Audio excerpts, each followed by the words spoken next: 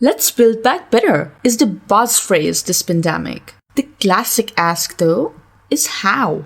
As we scroll across our news feeds day on day, we hear how sectors including retail, hospitality, creative, and many more are struggling to deal with the current pandemic disruptions.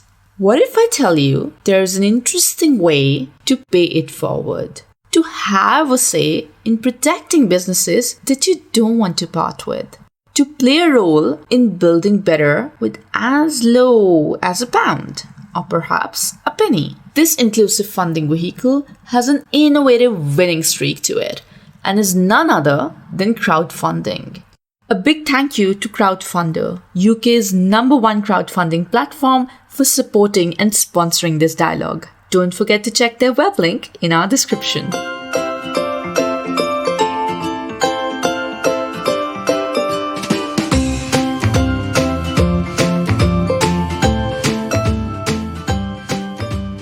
The Winning Side, a series of dialogues about winning themes such as diversity and inclusion, creating social impact, and leading change.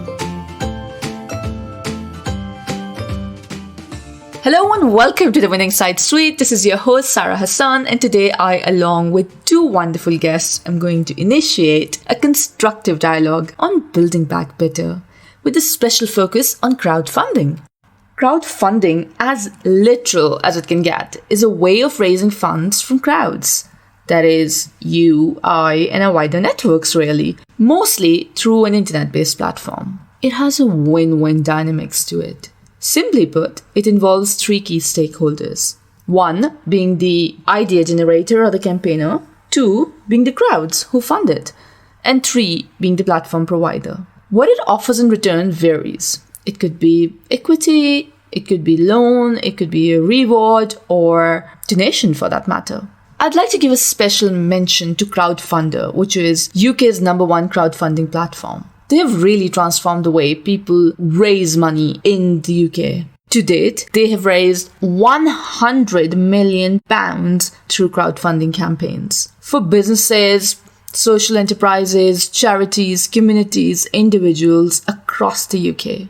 This implies that almost 300 projects are added to the platform every day for the purpose of funding via this vehicle. The plus point about them really is that they don't just provide the online support, but also provide coaching services. By the end of this dialogue, you feel you have a burning idea that will definitely be a huge success with the crowds. I think you should definitely visit the link for Crowdfunder in our description and explore the world of crowdfunding. Is crowdfunding a new concept or funding vehicle for that matter? Nope.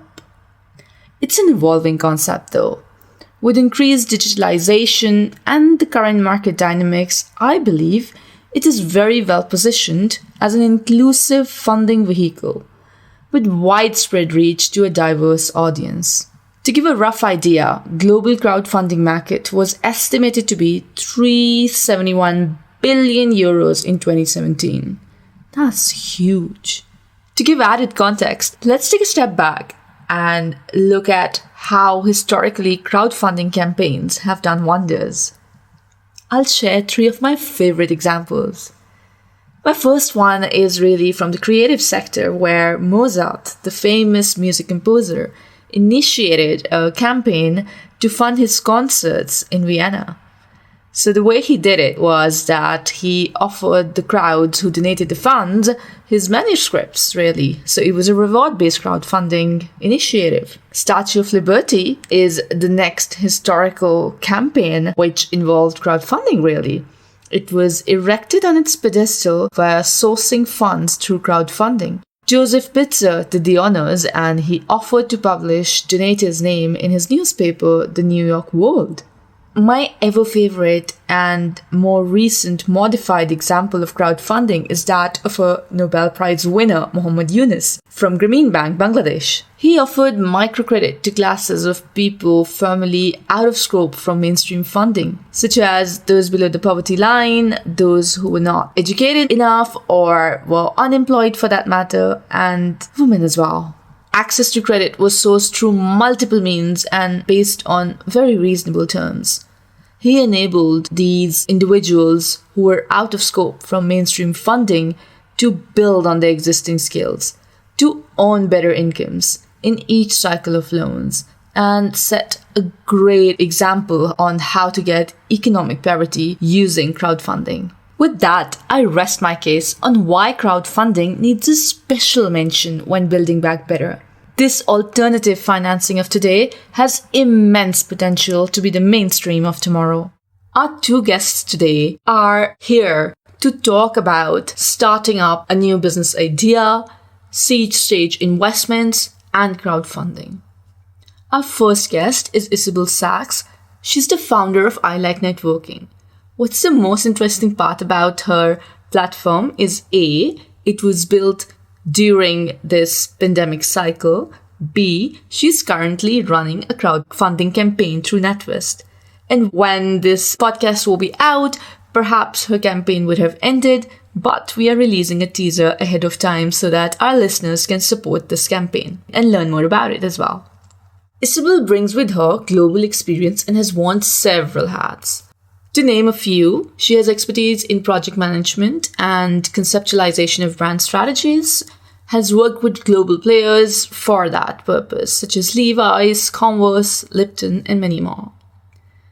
She's currently based in the UK, but is originally from Brazil, and she founded an award-winning cultural agency there that offered over 50 events annually, including managing a roster of artists and a theatre company. She successfully sold that firm. Welcome, Isabel. We are delighted to have you on board. Thank you. I'm super happy to be here. We're super happy to have you. Our second guest today is Taha. Taha is a dear colleague from University of Cambridge Executive MBA cohort. Taha Zamir is a founder of Zamir Accountants based in the UK, and he's specializing in helping and coaching young entrepreneurs through early stage of their setup and growth. What he brings with him is global experience across developed and emerging markets.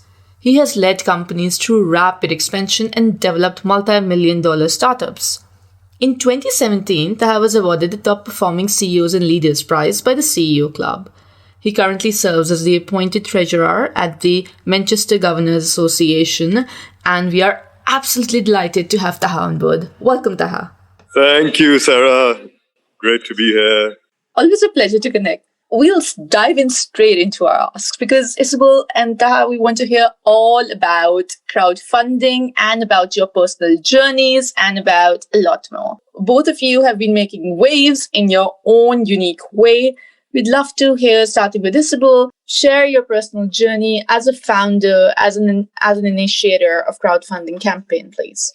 Yes, I've been working in the arts and culture and entertainment sector for a long time.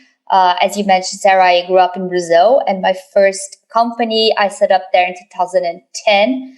And I worked with talent management, production of cultural events, including films, live concerts, live DVDs, theater, and a lot more. And also I worked for brands that wanted to do brand experiences through music and culture.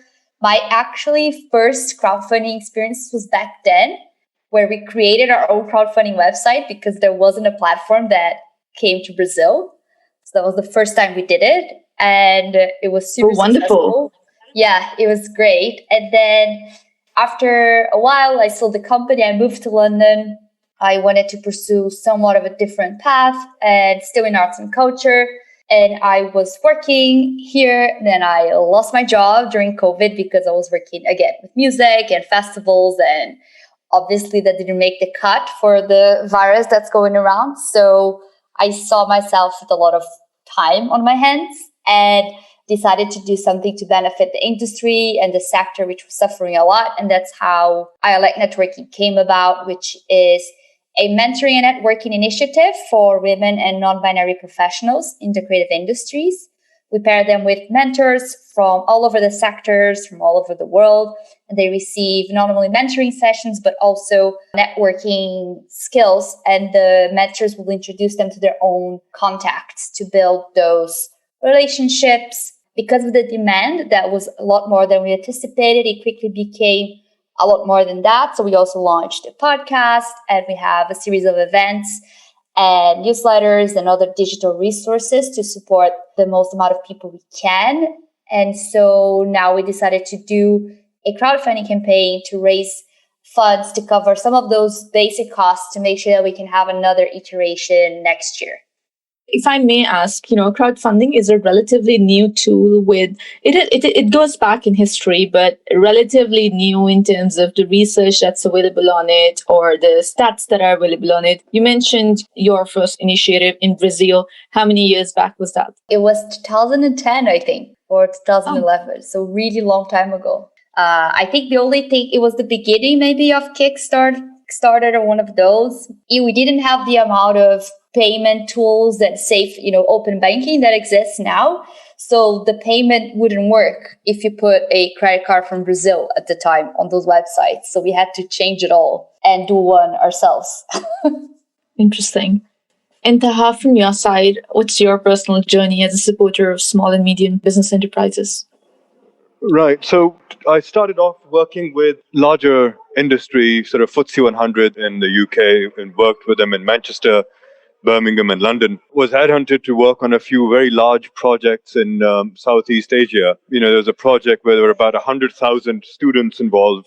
Worked with them to sort of bring their operations and make them more efficient. And then was headhunted to work in another organization that wanted a lot of expansion and wanted it done quickly. So that was my first real flavor of working in a startup environment where, even though I was working for a large corporate, the projects I had to set up and run new, absolutely greenfield project. And I absolutely loved the experience of it. And then from then, I was tasked to head, it was a $5 million startup. We had quite ambitious expansion plans across the continent. I launched that in 2017 and gave them a 10-year roadmap. And then I quit and joined Judge Business School, University of Cambridge, for my MBA. And while doing the MBA, the one thing I realized was there's a lot of talk of the support being out there for startups, but on ground, there is very little support. So I started an accountancy practice, but more of a consultancy, where we specifically set out to help startups through their journey of growth and registration and all of the things that follows. Traditionally, an accountant wouldn't touch a startup with a barge pole, because there's absolutely no benefit of taking a startup on, because the revenues for an accountant are very minimal and the effort required is tremendous to help a startup to get it all set up. We, on the other hand, said what we'll do is we'll provide all the operational efficiencies and pass those efficiencies on to our clients, which is where the idea came from, where we started helping startups. And with that, we started helping them get finance. And that also led us to help them with crowdfunding. And we've worked on a number of campaigns with our clients where we'll help them with their profiles, we've built their financial cases, help them have discussions with initial angel investors, VCs, and so on. And crowdfunding is a very effective tool these days. With all the platforms that are available, it is extremely effective. There are limitations to crowdfunding, but for some, it's proved to be quite an effective tool. So that's my journey, Sara. It's such an exciting time to be working with startups, especially with so many people being made redundant, businesses closing down. There's a lot of entrepreneurship in the air at the moment. Manchester is a big hub. We have clients all across the UK, but Manchester specifically, and where we're based in Salford Keys, is a big hub for startup. And it's just fantastic to be in this zone at the moment. It's wonderful that you are actually combining consultancy with accountancy, because at the end of the day, it's not just the numbers. It's also the path that you take, the route that you take. That kind of coaching, I would agree, definitely there is a gap in the market at the moment. Absolutely. I think traditional accountancy, for the sake of accountancy, there is no space for that anymore. A simple accounting software can replace, this is a bold statement, but a simple accounting software can replace a traditional accountant these days. You've got softwares that can do your filing for you, your bookkeeping for you. You've got artificial intelligence built in with these softwares.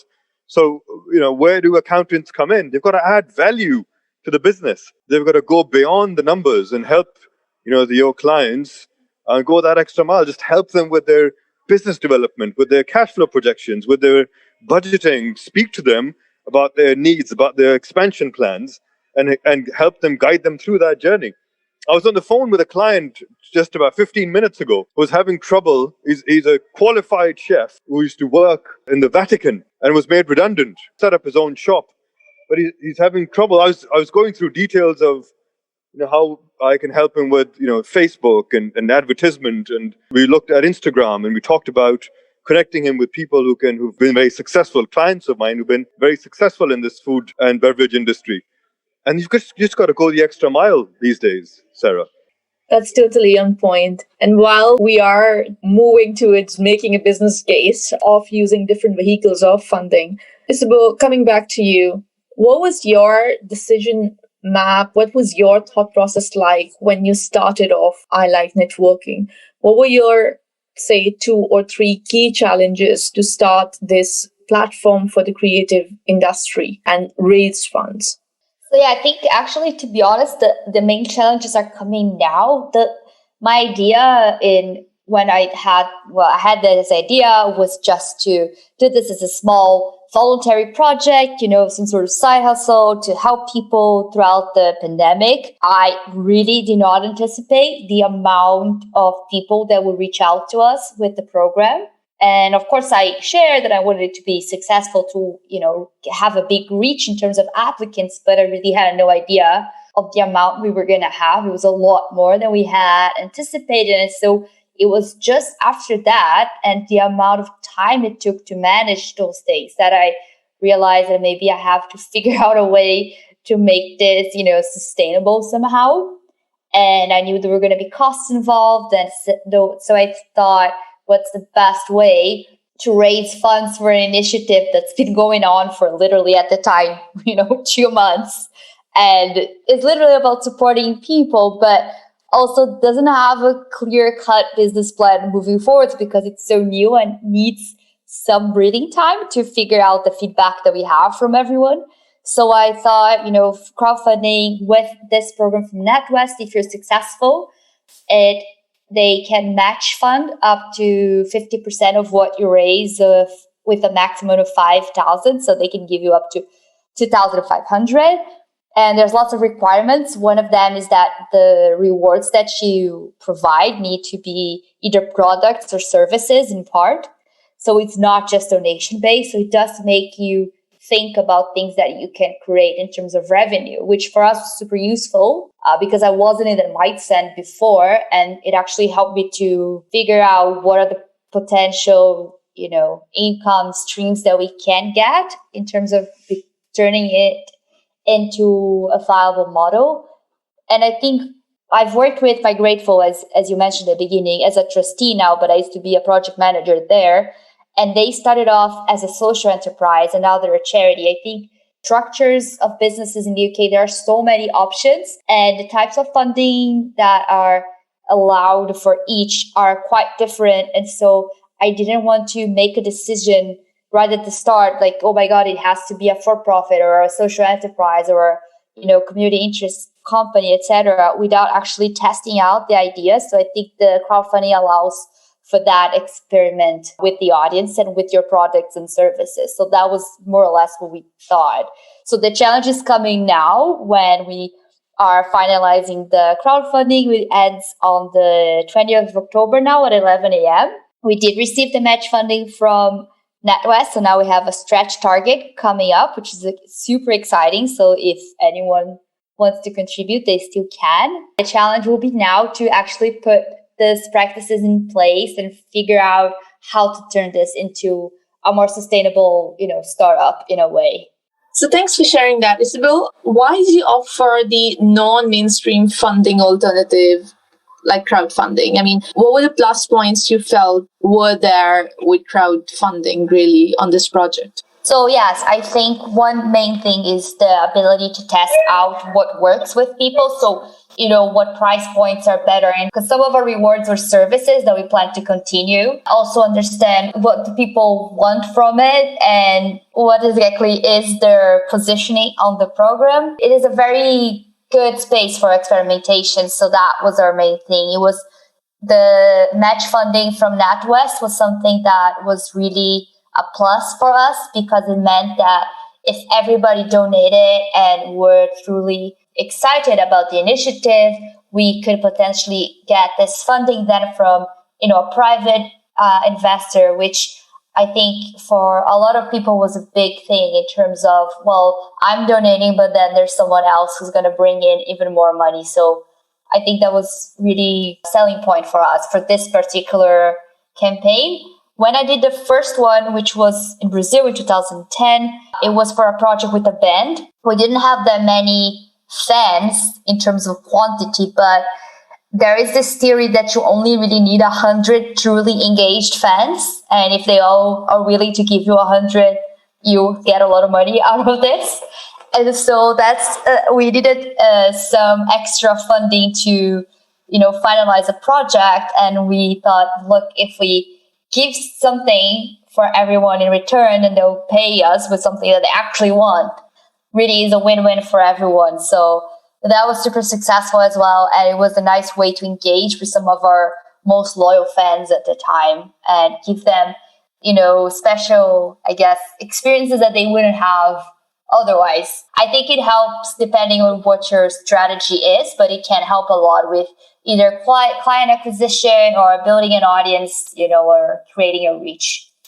Thanks, Isabel. One of the recent Innovate UK research shared that access to capital is the most challenging part for most of the startups. What are the available funding options that startups can potentially go to, and what role can an accounting firm play in helping them assess what works best for them? Well, there are various ways of getting finance, but I think the most basic one is friends and family. So either you use your own funds, even if it's 100 quid or 500 quid. And once you've, let's just say, exhausted those options, there is a lot of support from the government, predominantly the startup loan structure that the government backs, and that's a loan up to £25,000. That should be a go-to for most startups. The only problem is there is personal liability attached to that. So it isn't a loan to your business, it's a loan to the director. You've got to know the basics of it, number one. Two, you've got to make sure that you understand how is it that you apply, where do you apply. There are a lot of companies that are offering startup loans, and most of them don't charge anything, but there is a process that you need to follow. Accountants are generally in a very good position to advise their clients what types of finances suit them best, where they can access them, and what documents, what evidences will they need to get those applications through. Now, in terms of other forms of finances, we've mentioned friends and family, we can talk about venture capitalists, we can talk about angel investors. But at the end of the day, most startups, when they have just an idea and no prototype, no cash flow, most banks won't even consider you unless you have some form of cash flow. Lending agencies won't consider a loan to your company if you don't have any form of assets or chargeable assets, fixed assets. So at the end of the day, you've got to look at options for a startup. It isn't about where there is no revenue, where there are no fixed assets. And in most situations, the directors are very young, so there isn't a lot of credit history on a personal side either. So it is challenging, but there are options out there. That's very helpful, Taha. Thank you for that. I know Isabel is more from the creative side of the sector.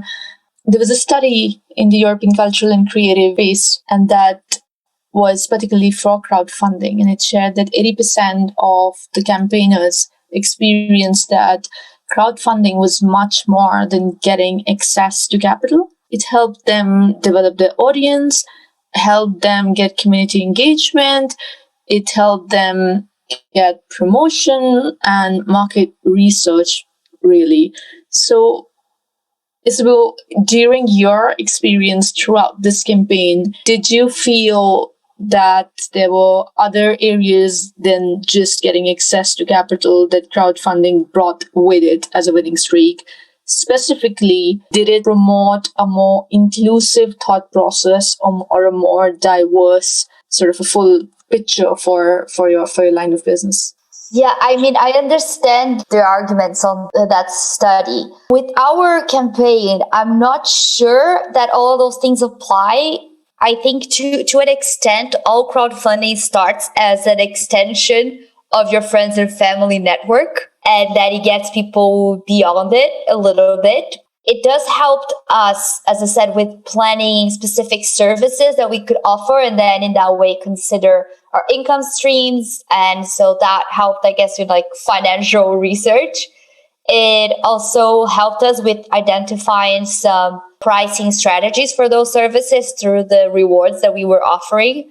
But in terms of diversity and inclusion, I'm not sure. I think as a whole, crowdfunding campaigns can really help people that come from different backgrounds to actually reach that. And especially if you're doing a product, you can really build your audience from the get-go. I think a really good example is Bind London, which was a active wear thing, especially for women of color and so on. And that was really successful as a crowdfunding campaign and in building an audience and creating anticipation for a product.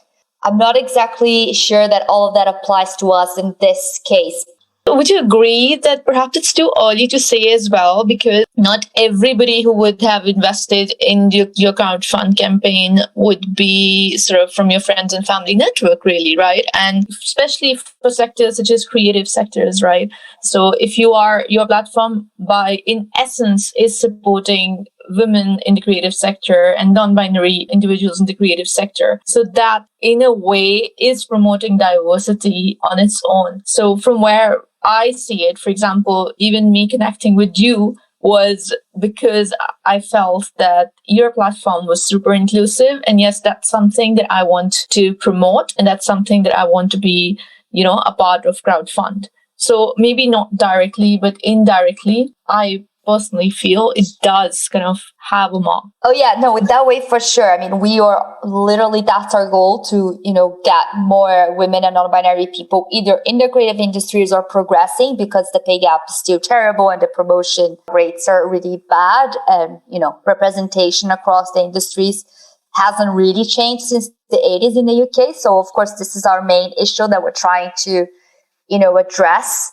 We're obviously not claiming that we're going to solve all of it. But yeah, as a platform, that's what we're trying to do. But of course, and I think every time you have something going on from a press strategy, press only wants to talk to people that are doing something. So it's either when you're launching or, we're like, oh, I'm crowdfunding, or like there's something to hook to it. There's like a call to action, right? So yeah, that if you need to be also smart when you're planning your campaign about using that as a hook to get some press.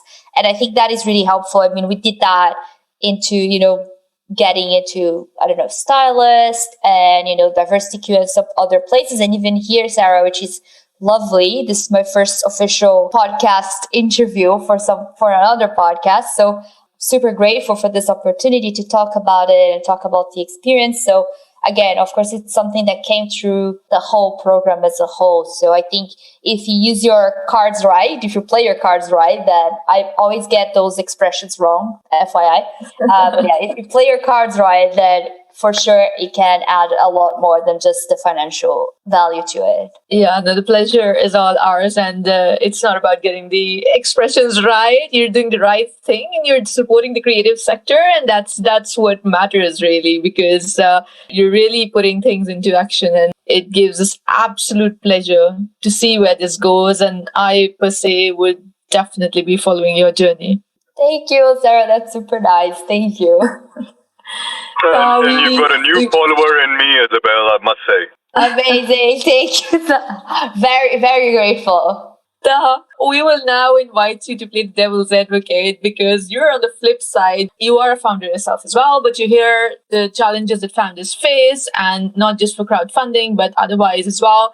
Do you think crowds are rational? Do you think crowdfunding actually can fall back in a really awkward way? Or is there a balance that can be achieved? There's always a case for these platforms being misused. And I've seen examples of that. I've seen these platforms being used for amazing good, very good, social, entrepreneurial cases. But I've also seen people misuse this. And there's more and more guidelines. There's more restrictions on certain platforms like Kickstarter and all, where, there are non-disclaimer T's and C's. Always the case for these platforms being misused, the funds being misused, the founders not really delivering on their promises. So that is always a case. But let's not go away from the fact that as an idea, crowdfunding is fantastic. But for 80% of the people, it doesn't work, right? It just doesn't work. Now, if you look at research from Kickstarter, according to them, 80% of crowdfunding campaigns are non-starters, funnily enough. They don't get any traction whatsoever. The ones that do get traction are the ones that have a very definitive, sort of marketing strategy, content strategy across different platforms that build that story for them. And specifically from Kickstarter, there's 65% more chances of your campaign being successful if you have video content that represents your campaign. So there are do's and don'ts for these. It's not just anyone who thinks he's got a fantastic idea, creates a page on Kickstarter and gets immediate traction. There might be cases where that has happened, but because there's so much noise out there now, it's not possible for someone just to get traction that way. So you've got to have a solid campaign. You've got to spend, unfortunately, in certain such situations, a bit of money on your marketing campaign, to get these crowdfunding pages up to scratch, competing with the others. I know it sounds a bit economic, but you have to compete for your campaign to get the top spot. Indeed, the economic imperative cannot be denied or not looked at. But I think between you and Isabel, you've brought up some solid points. Like, you need to have the right campaign, you need to do the right marketing, reach out to the right people so that or meet social media forums so that what your message is really can go across in a nice, concise way. And that, I think, is a key to raising any sort of funding, but more so for crowdfunding, because it's actually going out to the crowds. In the light of the pandemic, what opportunities and challenges do you see investors or funders have for crowdfunding? Do you think right now, is there more noise or is there more opportunity? I just want to add to what Taha said. It's absolutely true. A lot of campaigns fail, and it's a lot of work to do crowdfunding campaigns. Both times that I did it, they were successful, but it is a lot of work. You need to plan months ahead before you get everything sorted. And, you don't have to necessarily invest any money on it, but you do need to invest time, which, kind of adds up as money. So you need to be aware.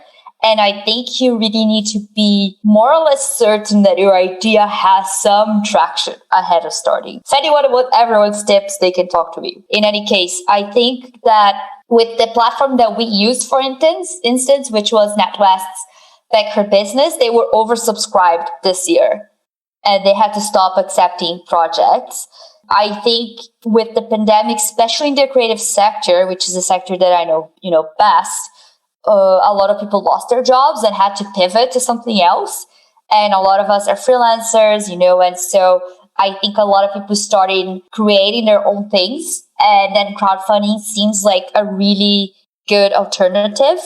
But yes, it's a very, very crowded space, and it's hard to get tons and tons of money at this moment in time because, people have less money. A lot of people that want to support the creative industry first and foremost are in the creative industry that are potentially the ones with less money. So it's complicated.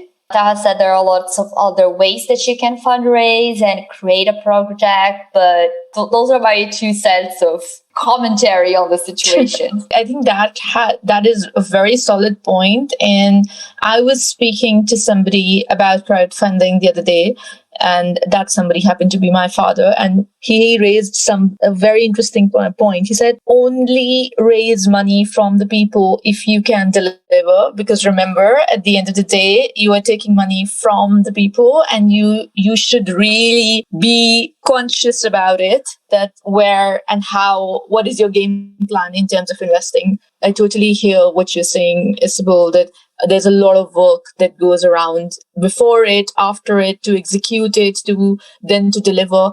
And we wish you all the very best for that. And to conclude now, would love to hear some parting thoughts, Isabel, from your side, what's your winning mantra for putting a startup together? You've not done it once, you've done it twice, and raising funding for it.